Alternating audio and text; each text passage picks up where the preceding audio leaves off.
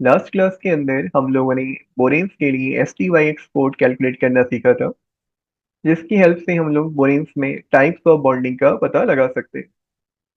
आज हम लोग डिस्कस करने वाले हैं the geometrical shape of boring cluster. Inorganic chemistry के अंदर किसी भी मॉलिक्यूल का शेप पता लगाने के लिए हम लोग पढ़ते हैं VACPR थ्योरी। लेकिन जब हम लोग बात करते हैं बोरिंग क्लस्टर्स की, तो बोरिंग क्लस्टर के लिए हम एक और थ्योरी यहाँ पर डिस्कस करते हैं, जिसका नाम है polyhedral skeleton electron pair theory.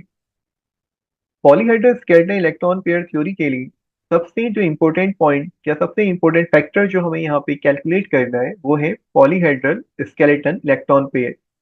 ये हम किस तरीके से कैलकुलेट करेंगे, ये हम लोग समझेंगे एक एग्जांपल की हेल्प से। सपोज मेरे पास B5H9, ये एक बोरिंग क्लस्टर है।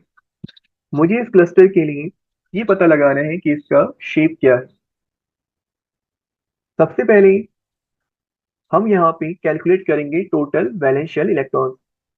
टोटल वैलेंशियल इलेक्ट्रॉन कैलकुलेट करते समय हमें क्या करना है, B5H9 जो हमने लिखा हुआ है, इसको कन्वर्ट कर लेना है B5H5। और जो हमारे पास बाकी के हाइड्रोजन्स रह जाते उन्हें हमने यहाँ से अलग कर लेना। B5H5 को हम लिख सकते हैं BH/5, और साथ में हमारे पास 4 इलेक्ट्रॉन। यहाँ पे मेरे पास 5 क्या निकल के आ रही है, BH यूनिट्स निकल के आ रही है, BH फ्रैगमेंट्स निकल के यहाँ पे आ रहे हैं। अगर हम बॉन्डिंग की बात करें, बोरॉन और हाइड्रोजन के बीच में यहाँ पे सिंगल बॉन्ड है, और एक बॉन्ड में 2 इलेक्ट्रॉन यहाँ पे कंट्रीब्यूट करेंगे, तो टोटल मिला के जो इलेक्ट्रॉन्स यहाँ पे निकल के आएंगे BH फ्रैगमेंट से, वो हो जाएंगे 10 इलेक्ट्रॉन। 4 इलेक्ट्रॉन आपके पास एक्स्ट्रा है। ये 4 इलेक्ट्रॉन से आपको 4 हाइड्रोजन आपके पास एक्स्ट्रा है, यहाँ से आपको 4 इलेक्ट्रॉन और मिल जाएंगे। टोटल मिला के जब आप वैलेंस इलेक्ट्रॉन यहाँ पे काउंट करोगे तो आपको मिलेंगे 14 इलेक्ट्रॉन। इसके बाद जो आप PEC कैलकुलेट करते हो, polyhedral skeleton electron pair count, जब आप लोग निकालते हो तो आपको टोटल वैलेंस इलेक्ट्रॉन को डिवाइड करना है 2, और यहाँ से आपको मिलते हैं 7 पेयर्स। अब यहाँ पे n की जो वैल्यू आपकी निकल के आ रही है वो निकल के आ रही है 5। n वैल्यू आपको बताता है बोरॉन के बारे में। जो पेयर आपके निकल के आ रहे हैं वो निकल के आ रहे हैं 7। 7 का मतलब है n+2, क्योंकि n की वैल्यू आपकी 5 है, 5+2 आप करेंगे तो यहाँ पे वैल्यू आ जाएगी 7। और जब ये वैल्यू n+2 बनती है, उस केस में जो आपका स्ट्रक्चर होगा या जो आपकी ज्योमेट्री है वो निकल के आती है नीडो। इसी तरीके से अगर हम बात करें बाकी की हमारी ज्योमेट्रीज की, तो सबसे पहले जैसे यहाँ पे लिखा हुआ है क्लोजो। क्लोजो के अंदर जो पेयर्स आपके बनेंगे वो बनेंगे n+1। नीडो के अंदर आपके पेयर्स बनेंगे n+2, जो अभी हम लोगों ने देखा था। अरेक्नो के अंदर आपके पेयर्स बनेंगे n+3। हाइपो में आपके पेयर्स बनेंगे n+4। क्लाइडो के अंदर आपके पेयर्स बनेंगे n+5। आपको बस पेयर्स यहाँ पे कैलकुलेट करने, आप पेयर्स कैलकुलेट करो। पेयर्स कैलकुलेट करने के बाद आप ये देखो कि बोरॉन का जो नंबर है उससे यहाँ पे ये वैल्यू, पेयर्स की वैल्यू कितनी ज्यादा निकल के आ रही। अगर ये वैल्यू +1 है तो उस केस में आपका स्ट्रक्चर क्लोज हो। अगर ये वैल्यू आपकी इक्वल है तो सुपर क्लोज हो।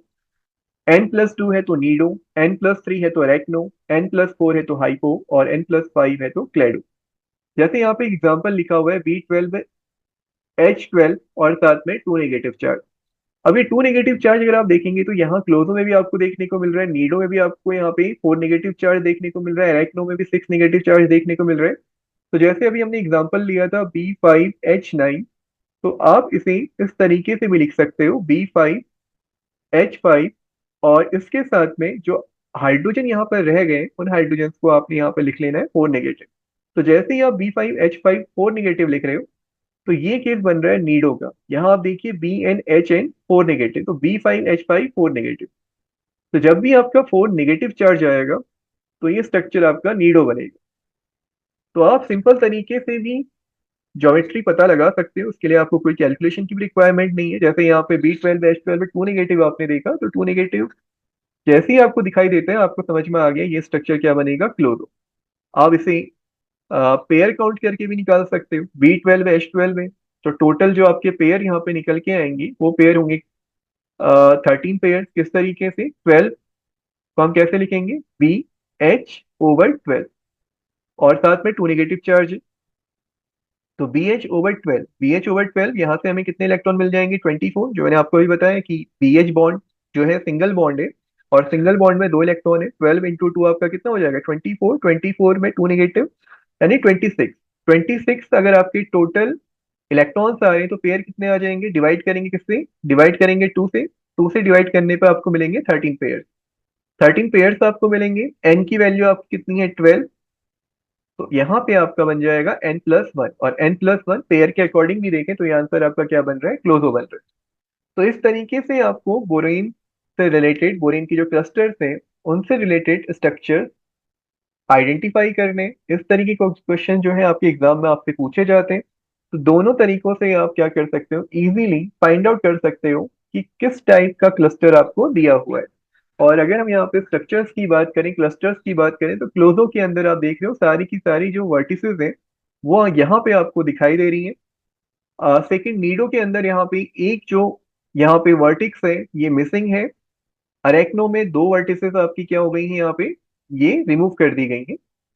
तो क्लोजो से ही बाकी के जो स्ट्रक्चर्स हैं वो बनते हैं। क्लोजो एक कंप्लीट स्ट्रक्चर है, और बाकी जो स्ट्रक्चर्स हैं उसमें धीरे धीरे आप देखोगे कि एक वर्टेक्स, दो वर्टेक्स या इससे ज्यादा वर्टेक्स वर्टेक्स जो है आपकी क्या हो जाती है? मिस हो जाती।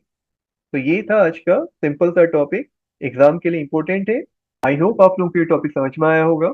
फिर से मिलेंगे एक नए टॉपिक के साथ। Thank you for watching.